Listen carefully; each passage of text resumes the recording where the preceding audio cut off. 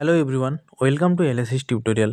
কলকাতা বিশ্ববিদ্যালয়ের ইতিহাস অনার্স এবং পাসের সকল স্টুডেন্টদেরকে এলএসএস টিউটোরিয়াল চ্যানেলে ওয়েলকাম জানাই। আজকের এই ভিডিওতে তোমাদের প্রথম সেমিস্টার স্টুডেন্টদের জন্য, তোমরা যারা প্রথম সেমিস্টার স্টুডেন্ট রয়েছো এবং যাদের ইতিহাস অনার্স রয়েছে, পাস রয়েছে এবং যাদের মাইনর সাবজেক্ট হিসেবেও ইতিহাস রয়েছে, তাদের সকলের জন্যই কিন্তু এই ভিডিওটা অনেক গুরুত্বপূর্ণ। আজকে এই ভিডিওর মাধ্যমে আমি তোমাদের একটা গুরুত্বপূর্ণ 5 মার্কসের প্রশ্নের অ্যান্সার এই ভিডিওর মাধ্যমে শেয়ার করে দেবো। তোমরা কিন্তু অবশ্যই সেই প্রশ্নের অ্যান্সারটি খাতায় নোট ডাউন করে নেবে।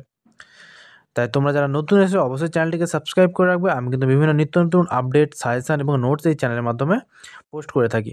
তাহলে আর বেশি দেরি করছি না, সরাসরি আমি মূল ভিডিওতে আসছি। তাহলে দেখো, এই ভিডিওতে আমি তোমাদের যে প্রশ্নের অ্যান্সারটি শেয়ার করব, প্রশ্নটি হচ্ছে বৌদ্ধ ধর্মকে কেন প্রতিবাদী ধর্ম বলা হয়।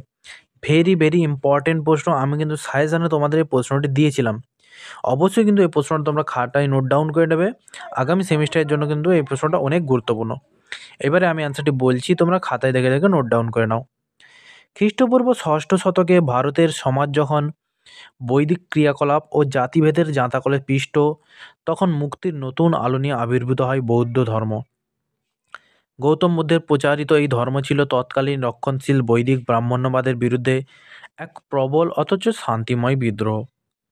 প্রচলিত অনিয়ম ও শোষণের বিরুদ্ধে রুখে দাঁড়িয়েছিল বলেই এই ধর্মকে প্রতিবাদী ধর্ম হিসেবে অভিহিত করা হয়। প্রথম প্যারাটি বলে দিয়েছি। তারপরে দেখো কী রয়েছে। বৈদিক যুগে ধর্ম পালনের নামে যজ্ঞ, পশু বলি ও মন্ত্রপাঠের যে বিপুল আড়ম্বর ছিল, সাধারণ মানুষের পক্ষে তা ছিল অত্যন্ত ব্যয় সাপেক্ষ। বুদ্ধদেব এই অর্থহীন ও হিংসাত্মক প্রথার তীব্র বিরোধিতা করেন।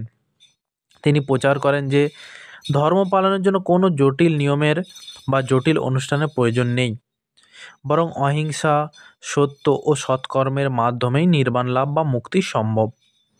এই সহজ সরল বার্তাটি বৈদিক জটিলতার বিরুদ্ধে বড় প্রতিবাদ ছিল। দুটি প্যারা বলে দিয়েছি। পরবর্তী প্যারায় যাওয়ার আগে বলে রাখি, তোমরা যদি কেউ এই পেপারের নোটস পারচেস করতে চাও, একেবারে টাইপ করা পিডিএফ আকারে নোটস, তাহলে সরাসরি আমার সাথে যোগাযোগ করতে পারো।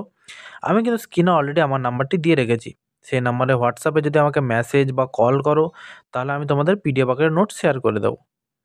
পরবর্তী প্যারা দেখো কী রয়েছে। তৎকালীন সমাজ চতুর্বর্ণ প্রথা বা জাতিভেদের কঠোর শাসনে বিভক্ত ছিল। এই সময় ব্রাহ্মণদের আধিপত্য ছিল প্রশ্নাতীত এবং শূদ্ররা ছিল চরম অবহেলিত। বৌদ্ধ ধর্ম জন্মগত শ্রেষ্ঠত্বকে সম্পূর্ণ অস্বীকার করে মানুষের কর্ম বা কাজকেই প্রধান বলে ঘোষণা করে। বুদ্ধদেব তার সঙ্গে জাতি, ধর্ম, বর্ণ নির্বিশেষে সকল মানুষকে সমান অধিকার ও মর্যাদা দেন, যা ছিল তৎকালীন কঠোর সামাজিক কাঠামোর বিরুদ্ধে এক বৈপ্লবিক পদক্ষেপ। তারপর দেখো কি রয়েছে। বৈদিক মন্ত্র ও ধর্মশাস্ত্রসমূহ রচিত ছিল সংস্কৃত ভাষায়, যা ছিল সাধারণ মানুষের বোধগম্যতার বাইরে। ফলে ধর্ম ছিল কেবল মুষ্টিমেয় মানুষের কুক্ষিগত। গৌতম বুদ্ধ এই প্রথা ভেঙে সাধারণ মানুষের মুখের ভাষা পালি ভাষায় তার ধর্মমত প্রচার করেন। সংস্কৃতের বদলে লোকভাষার এই ব্যবহার সাধারণ মানুষকে ধর্মের প্রকৃত স্বাদ দিয়েছিল এবং ব্রাহ্মণ্যবাদী ভাষাতাত্ত্বিক আধিপত্যকে চ্যালেঞ্জ জানিয়েছিল। পরিশেষে বলা যায়, বৌদ্ধ ধর্ম কেবল একটি নতুন ধর্মীয় মতবাদ ছিল না, বরং তা ছিল শোষিত অবহেলিত মানুষের মুক্তির সনদ।